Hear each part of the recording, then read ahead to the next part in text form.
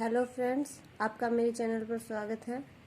तो हम न्याय निगमन के बारे में पढ़ रहे थे और इसके हमने कुछ देखी महत्वपूर्ण बातें कि जिनसे हम पता लगा सकते हैं आपका कौन सा जो है निष्कर्ष वो सही होगा। उसके लिए हमने कुछ बातें पढ़ी थी।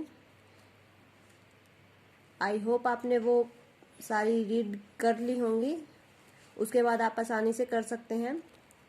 चलिए, पहला क्वेश्चन हम ये जो है वो वेन डायग्राम से करेंगे। उसके बाद नेक्स्ट क्वेश्चन जो करेंगे वो उन्हीं बातों से लेकर करेंगे ताकि आपको दोनों क्लियर हो जाए अच्छे से। तो ये क्वेश्चन आपको दिखाई दे रहा होगा। आपका क्वेश्चन कुछ इस तरह का है कि जो स्टेटमेंट है वो आपकी दी गई है, निष्कर्ष भी दिया गया है, फिर हमें इन चार ऑप्शंस में से बताना है कि कौन सा आपका राइट रहेगा। ठीक है, तो हमें क्या करना है। पहली बात हमें पता है कि जो कथन है आपका, हमें वो 100 मतलब जो स्टेटमेंट आपकी दी गई है वो हमें 100% ट्रू मानकर चलनी है और उसे ट्रू मानते हुए ही हमें देखना है कि हमारा कौन सा निष्कर्ष ठीक है। ठीक है, कई बार क्वेश्चन बहुत आसान आ जाता है और कई बार स्टेटमेंट में बहुत ज़्यादा कंफ्यूजन हो जाती है, तो थोड़ा ध्यान से चलिए। क्वेश्चन आपका कुछ इस तरह से दिया गया है कि कुछ ऊंट आपके जहाज हैं, सम कैमल्स आर शिप।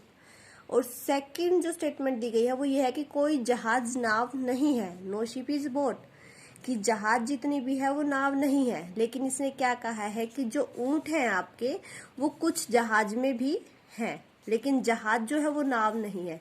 यानी कि नाव तो आपका क्या हो गया, एक अलग ही हो गया, और जो ऊंट है वो कुछ एक जहाज में है, तो इन दोनों का रिलेशन हो सकता है। ठीक है, तो निष्कर्ष हमें क्या दिया गया है कि कुछ जहाज आपके ऊंट है, कुछ ऊंट नाव नहीं है। ठीक है, तो इन दोनों में से हमें बताना है कि आपका कौन सा सही रहेगा। तो देखिए, इसे हम कैसे प्रूव करेंगे।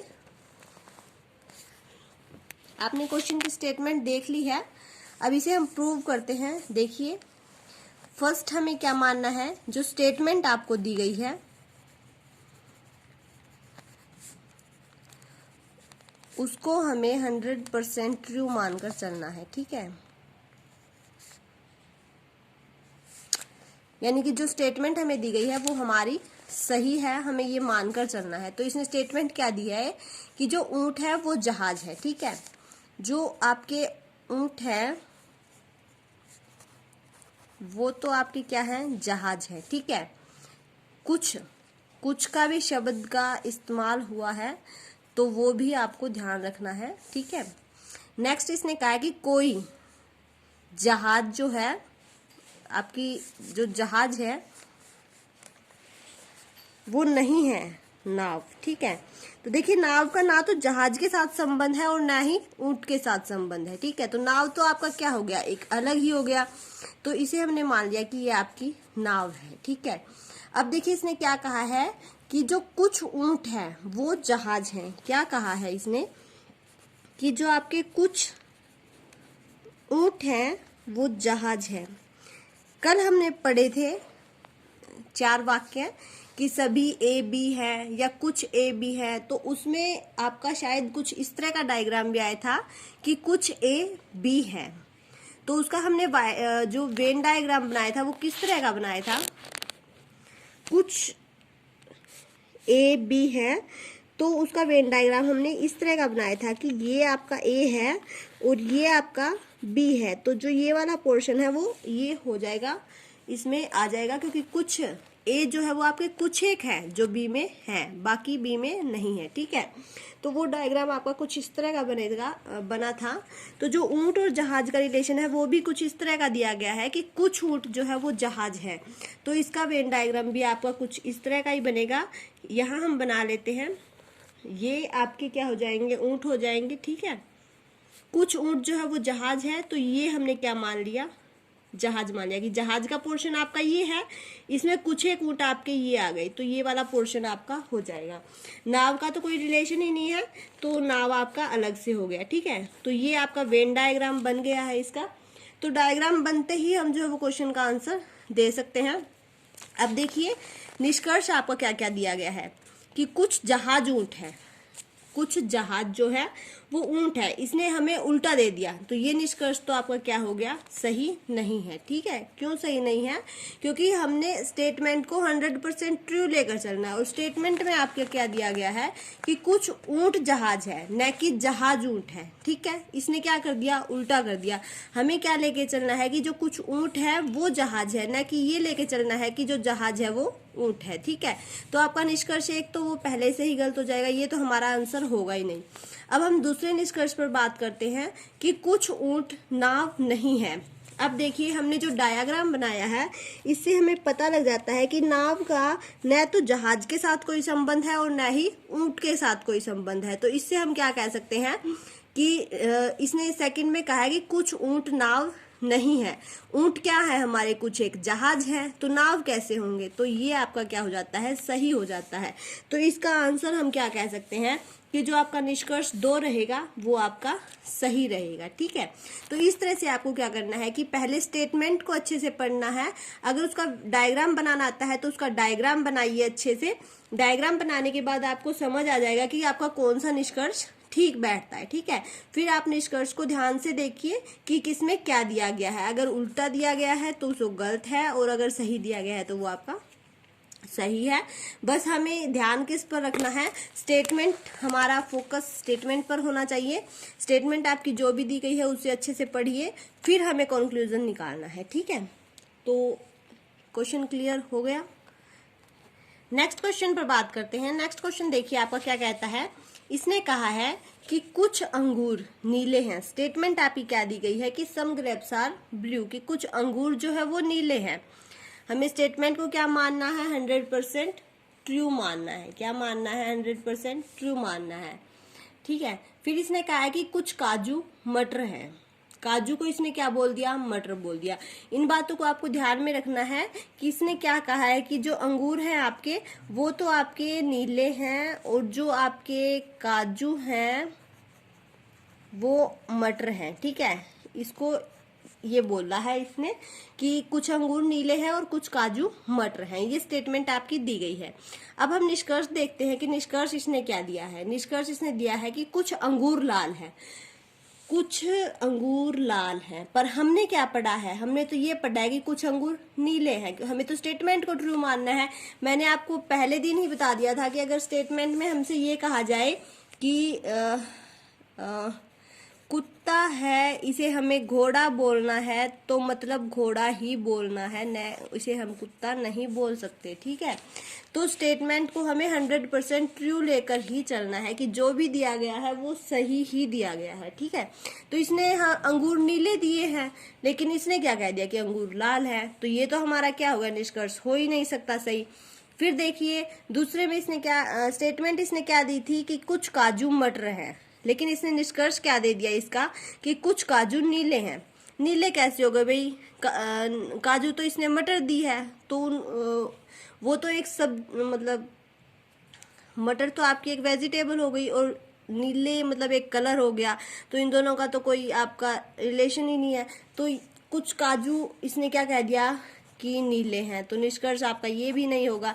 यानी कि इसमें हम क्या कह सकते हैं कि दोनों ही सही नहीं है। ठीक है, निष्कर्ष आपके क्या है, दोनों ही सही नहीं है। इसे आप यूं भी देख सकते हैं।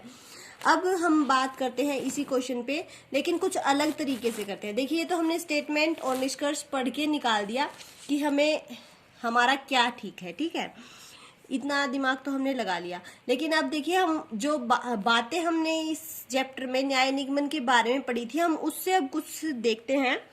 अब देखिए इसमें कौन से वर्ड का यूज किया गया है, ध्यान से देखिए इसमें कौन से वर्ड का यूज किया गया है।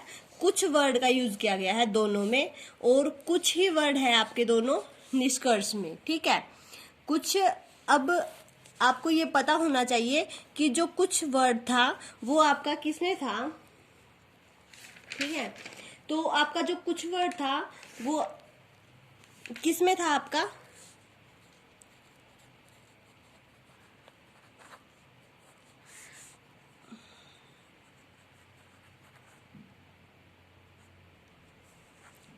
अंश व्यापी सकारात्मक में था आपका कुछ वर्ड। ठीक है, अगर कुछ नहीं हो जाता तो वो अंशव्यापी नकारात्मक में आ जाता, लेकिन कुछ वर्ड आपका किस में था, अंशव्यापी सकारात्मक में था।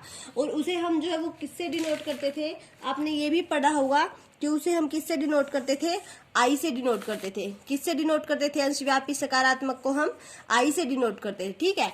अब देखिए जो आपकी स्टेटमेंट है उसमें कुछ वर्ड जो है वो फर्स्ट स्टेटमेंट में भी है, तो ये मतलब ये आपका जो स्टेटमेंट दी गई है ये वाली फर्स्ट वाली, इसे हम क्या लेकर चल सकते हैं कि ये आपकी अंशव्यापी सकारात्मक में है, ठीक है, मान सकते हैं ना इसे हम कि ये आपकी किस में है, अंशव्यापी सकारात्मक है, ठीक है। अब देखिए जो सेकंड स्टेटमेंट है तो इसे हमने क्या मान लिया कि इसने हमें आई से डिनोट कर दिया। अब जो सेकंड स्टेटमेंट है इसमें भी आपका कुछ वर्ड यूज हुआ है, तो ये भी आपकी क्या हो गई, अंशव्यापी सकारात्मक ही हो गई ना, तो इसे भी हम आई से डिनोट कर सकते हैं, ठीक है। अब हमने एक बात पढ़ी थी, अगर आपको याद हो, जो हमने महत्वपूर्ण बातें मैंने आपको दूसरे पार्ट में करवाई थी, उनमें कुछ इस तरह से था कि अगर आधार वाक्य जो होंगे वो आपके अंशव्यापी सकारात्मक होंगे तो उनका हम कोई निष्कर्ष जो वो नहीं निकाल सकते, किस किस का, अगर जो युग्म है आपके, युग्म आप कह लीजिए या पेयर्स कह लीजिए, कि वो अगर आपके कुछ इस तरह के बने कि या तो आई आई हो जाए, या फिर अगर आपका आई ओ हो जाए, या फिर ओ आई हो जाए, या फिर ओ ओ हो जाए, अगर इस 4 तरह के युग्म बन जाते हैं तो इनसे हम क्या कह सकते हैं कि जो स्टेटमेंट आपकी दी गई है उसका आपका कोई निष्कर्ष नहीं निकलेगा। अब हमने यहाँ देखा कि जो स्टेटमेंट दी गई है उससे दोनों को हम आई आई से डिनोट कर सकते हैं, तो युग्म आपका किस तरह का बन जाएगा, कुछ इस तरह का बन जाएगा, तो हम इससे क्या कह सकते हैं कि दोनों का निष्कर्ष नहीं होगा। देखिए ये मैंने आपको दोनों तरीके से बता दिया। जो हमने बातें पढ़ी थी, अगर आपने वो वीडियो नहीं देखी है तो प्लीज वो देख लीजिए वीडियो, ताकि आपको अच्छे से क्लियर हो जाए कि हम आई को किससे डिनोट कर रहे थे, ओ को किससे डिनोट कर रहे थे और ई को किससे डिनोट कर रहे थे। अगर आपको सब कुछ अच्छे से क्लियर होगा तो क्वेश्चन आपका अच्छे से क्लियर हो जाएगा, ठीक है। अब आई होप आपको ये क्वेश्चन क्लियर हो गया होगा कि ये आपके दोनों निष्कर्ष नहीं है। हमने स्टेटमेंट से भी समझ लिया कि अंगूर नीले दिए गए हैं, इसने अंगूर लाल दे दिए, यहाँ काजू मटर दी गई है, यहाँ काजू नीले दे दिए, तो इससे ही पता लग रहा है कि निष्कर्ष आपके क्या है, दोनों ही गलत दिए गए हैं। लेकिन फिर भी मैंने जो हमने बातें पढ़ी थी उससे भी मैंने आपको बता दिया कि कुछ जो है वो आपका अंशव्यापी सकारात्मक में था, तो दोनों ही स्टेटमेंट्स में आपका क्या है, कुछ है, तो दोनों को ही जो है वो हम क्या कर सकते हैं, आई से डिनोट कर सकते हैं। तो जो पेयर है वो आपका किस तरह का बन जाएगा, आई आई का बन जाएगा, और आई आई का अगर पेयर बन जाता है तो हम क्या कह सकते हैं कि इसका कोई भी निष्कर्ष आपका नहीं निकलेगा। आई होप आपको दोनों क्वेश्चन अच्छे से क्लियर हो गए होंगे। फिर भी कोई दिक्कत आती है तो कमेंट करके बता देना।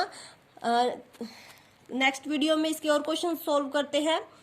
वीडियो अच्छी लगे तो इसे लाइक और शेयर ज़रूर कर देना, और अगर आप मेरे चैनल पर नए हैं तो सब्सक्राइब भी ज़रूर कर लें ताकि आपको आने वाले वीडियो के नोटिफिकेशंस मिलते रहें।